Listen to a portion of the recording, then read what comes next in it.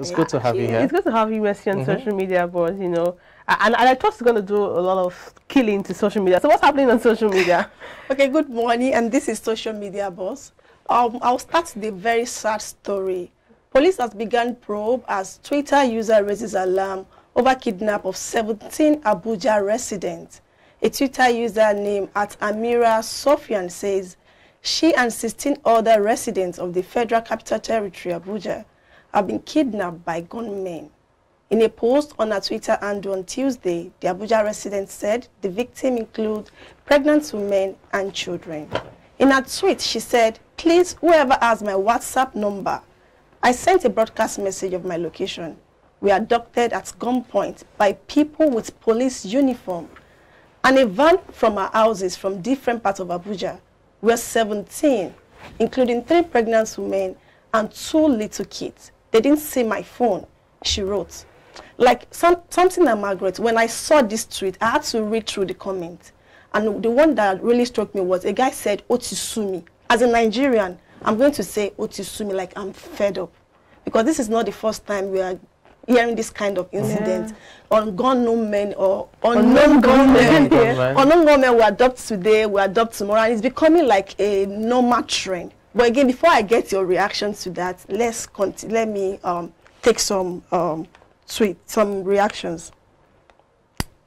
Amira Sofian, see her tweet now. She said, "There are 4 Yorubas, 2 Fulani men." She was able to identify them. Maybe they spoke their languages. Okay. She said, "They divided us an hour ago. We are 7 here. The other vehicle, they said they will reach Ilorin and ours will reach Ibadan or Ikeja, as they said." So there has been different reactions to it. Even Ahmadu Bello University identified her as a 300 level student. On their tweet, they said at ABU campus, "The courageous Amira Sofian is a bona fide 300 level guidance and counseling student of ABU's area. She was brave and did the best she could. May the odds be in her favors. Our prayers are with her." But what is your reaction to this? It's sad. I saw the tweet, yesterday as well, and I just couldn't wrap my head around it exactly, because one, there's the place of the use of camouflage. She said they wore police uniform. So you see policemen on the road, you want to feel safe. Unfortunately, that's not the situation of things. But it's the way she told the story.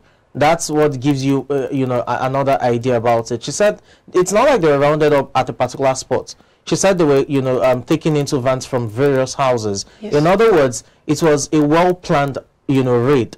They probably attacked a street or 2 or 3, and then they picked people from their houses. So it wasn't just a particular thing. The fact that they were able to do that and it's seemingly unchecked, or it went unchecked, spells doom. Again, we talk about intelligence gathering and all of these things.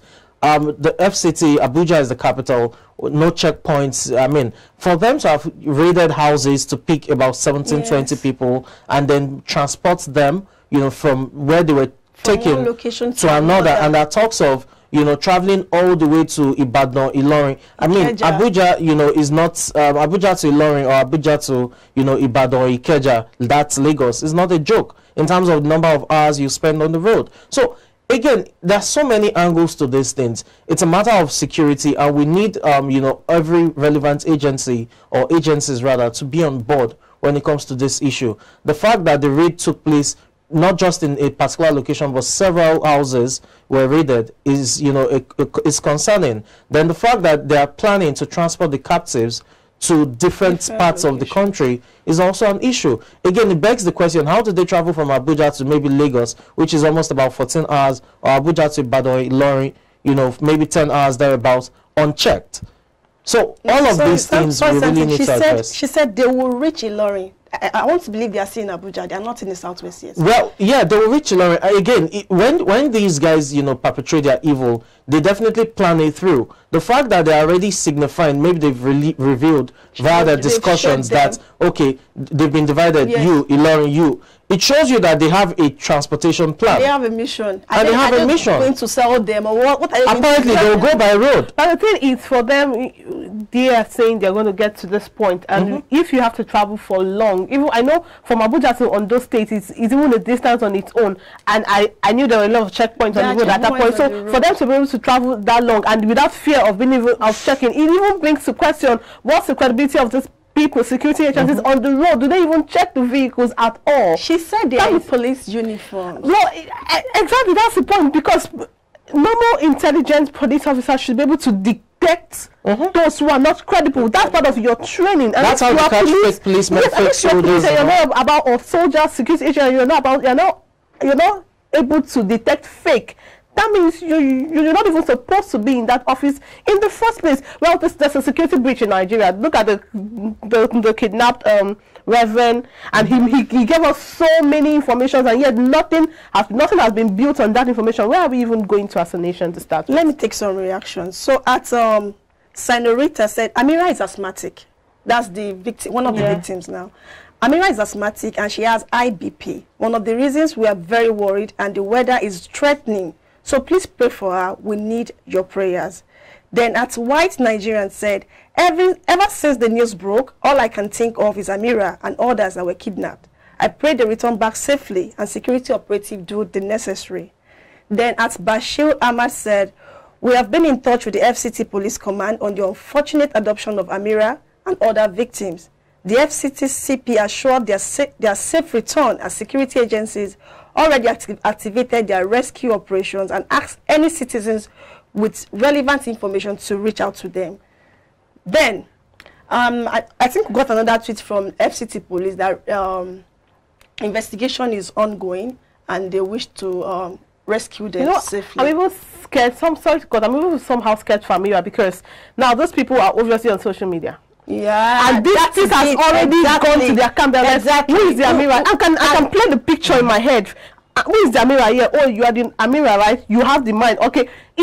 I just hope it doesn't get to the point that she won't have to be. I don't want to think. I don't want to say it. But then, Amira herself is even at risk right now, being the kind of country we are in. In other crimes, this information shouldn't take up to 24 hours for them to be apprehended. And again, you know, these people, they have connect. If you listen to the Reverend Father's interview, she said, he said rather, that one of the kidnappers told him that he's not the only one that's going to take this money. That he has people they will share it with in different places. So we just pray for so they have connection. So we just pray Amira and the rest of them. Just imagine pregnant women and children. I can imagine. No conscience. There's a place of panic and forced labor as a result of the incident. The children as well will be terrified. Again, we're just even talking about the safety in terms of physical safety. Now, how about the mental, psychological? Again, those children even when will they are be traumatized. Released, they'll be able to get over it. You know, there's always that fear, and when you now have that fear, when you see a policeman and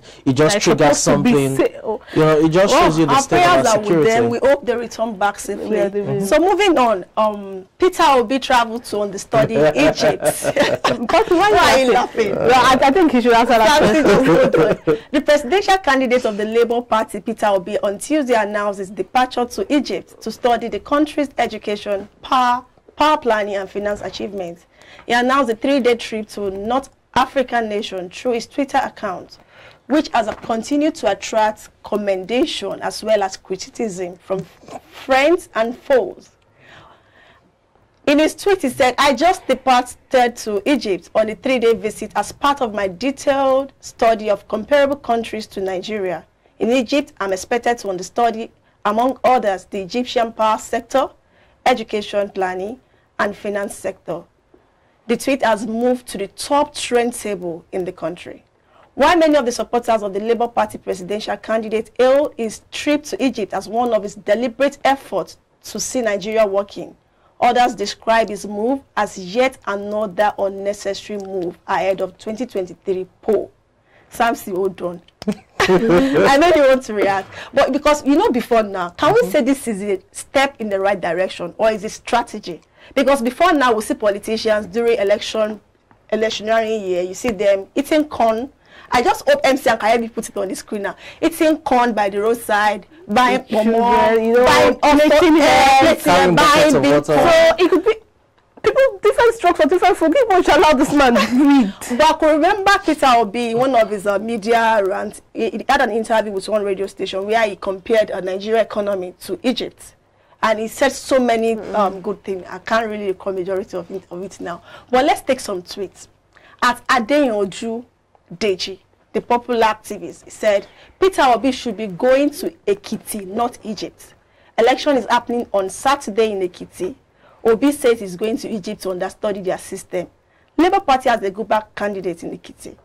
This was how Mogalu was all over social media, but someone called Dumebi defeated him. Samson waits. Then at Aisha Yesufu, supporting Adeyanju now, said, this is time for campaign. Why campaigning for others? You are campaigning for yourself. This is the time to build that structure of the people. Get a hold on the party. The worst thing that can happen to a politician is to assume that all is easy, but it is not.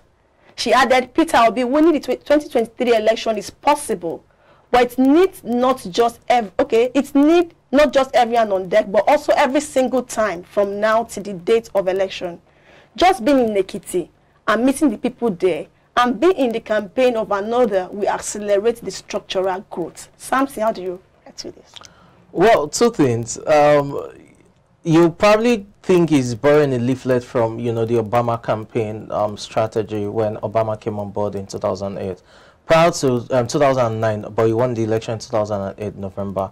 Prior to the election itself, Obama traveled to Berlin, Germany, gave that famous speech. It seemed good and all of that. But there are two different things. I mean, for the U.S. president, there's the need to project a strong foreign policy, for allies and what have you. That's a different thing.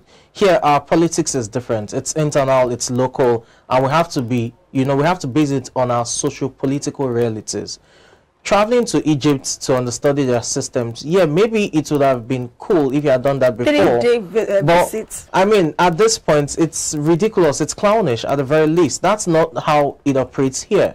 Again, you look at, yes, we're calling for reforms to how we even campaign and, how the entire system is in terms of politicization and electioneering and all of that. Great. But Aisha Yusufu said something, meaningful. The same thing with DG. Yeah, the Labour Party candidate, Yes. Presidential candidate, quite all right. But we know quite well that Labour Party barely has a stronghold or a structure in any region of the country or even a state. The party currently does not even have a state that it governs. Now, Ekiti governorship poll is here. You have Osun coming up. There's a go-back candidate. You should be on ground, to not only rally support for that base, but also rally support for yourself. Yes. Again, it's all about, being, in quote, a party member. I understand, yes, the need to probably, borrow a leaflet from other nations, but not at this time. This is not the way it works. Now, we've talked about, he said, he's heard so much about structure. His structure is the 100 million Nigerians living in poverty and all of that. I saw the tweet from his official handle. Yeah, cool. If that's your structure, that structure is not feasible within the socio-political realities of Nigeria at this time. Again, we have to engage Nigeria where it is now, not where we want it to be. So, for we going to Egypt, I feel it's clownish at the very least. That's not the way it works. Look at APC. You have the presidential candidate, Tinubu there. You have 14 governors in there. Everyone is trying to rally support. Tinubu is not just there to rally support for the candidate alone. He's also rallying support for himself. Something take Margaret's reaction. I understand that he's trying to be idiot. Something that even has said it all, but then some commendations and also criticisms on social media could be very brash or harsh, so to say. But the thing is, having to go understudy a structure, it's not a bad thing, but the timing. But probably there is a timing to this. You could do the right thing, but are you doing the right thing at the right time? I think that's basically what I have to say. It's okay to try to understudy, but then even if you understudy, you really don't have to put on your social media platform. It could also be a strategy, because even the governors or people who are attacking him, another aspect, when it comes to their governors or presidents going to eat corn and buy pear, they still support these people. So it could be a strategy, but come on, if Labour Party was like PDP or APC, I would think, you don't do this now. Exactly. It's not the right time. Okay, so let's take more reaction. At some fire, Julius one said, this man sees China, USA, Great Britain, even Singapore. He can't go there. Egypt, there is Bible. The Bible says, the Egyptian you see today, you will see them no more. It's Obi's favorite. Well, that is not my business. Then at Isaac Africa _ says, here is why Egypt is worth studying. Egypt's electricity supply is generated from thermal and hydropower stations. The 4 main hydroelectric generating stations currently operating in Egypt are the Aswan Low Dam, the Esna Dam, the Aswan Idam, and the Naga Amadi barracks. Then, okay, I think there's a graphical representation to this tweet. If MCR can put it on the screen. So it just cited reasons why I think Egypt is a good location. Then at Ola Alua say this is very shitting. Egypt has recently developed their power sector, agriculture, and urban planning. I'm amazed by the concept behind the new Cairo, which can also solve the problem of congestion in popular cities like Lagos. Good. This man is serious. Good. It's about the time. We don't have enough time to please, let me take this last one. At Para, Amit say only Atiku can tell how many countries this former, he said VP. This former VP will visit before the election. I know Peter Obi is visiting Russia and Ukraine to study how the war is waged. But that's look at some comic statements from social media. Well, the timing is maybe wrong, but on the studying, probably if he had done it before now or after, well, it can't even be after. Then again, for a 3-day visit, what can he possibly study in 3 days? Well, we don't know. Maybe he has his plans. Even if he can. All right, thank you so much. Wish him well. Wish him well. Actually, thank you so much, Mercy, for because of time we'll not be able to take a lot of your quotes and tweets, you know. But then that's an amazing show we've had here today. We had Mercy Emmanuel here. I have Samson here. We had Dr. Dayo earlier in the show, and of course we have Margaret right here. So thank you so much for joining us on iBrand Daybreak. I'll leave you with a quote from Winston Churchill that says, success is walking away from failure to failure, or walking from failure to failure with no loss of enthusiasm. Success is walking from failure to failure with no loss of enthusiasm. Mercy and Sam, to 1 minute, 1 second each, what do you have to make from this? It's apt. Simple. Straightforward. Straightforward. Now you've heard them say all that straightforward. Thank you so much. Join us again next time, tomorrow, same time, same station. I am Margaret Oparado. Have an amazing day. And I'm Mercy Emmanuel. Have a blessed day. I'm Samson Oloide. Do have a great day.